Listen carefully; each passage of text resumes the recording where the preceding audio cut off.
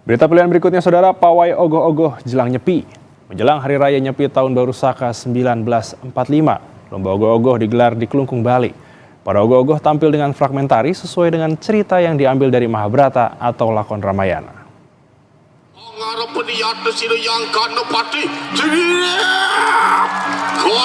Lomba ogoh-ogoh berlangsung di Kabupaten Klungkung, Bali menjelang Hari Raya Nyepi tahun Baru Saka 1945.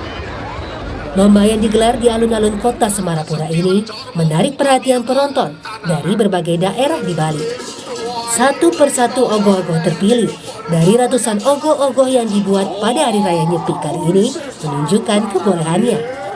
Dengan fragmentari sesuai dengan cerita yang diambil dari Mahabharata atau lakon Ramayana.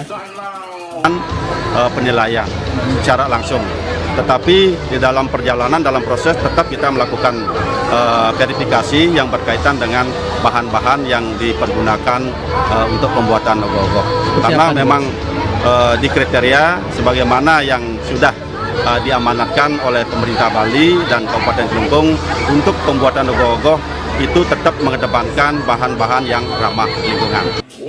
Selain kerapian tampilan, kreasi seni dan fragmentari juga menentukan hasil penilaian. Jadi yang paling penting adalah lomba ini untuk memperingati atau untuk merayakan ya Hari Raya Nyepi, ya, untuk kita mulat sarire hening bersama-sama agar ke depan apa yang kita lakukan pada tahun-tahun lalu, ke depan kita bisa lebih baik. Para pemenang lomba pun bisa mendapatkan hadiah senilai puluhan juta rupiah. Budi Krista, Kompas TV, Klungkung, Bali.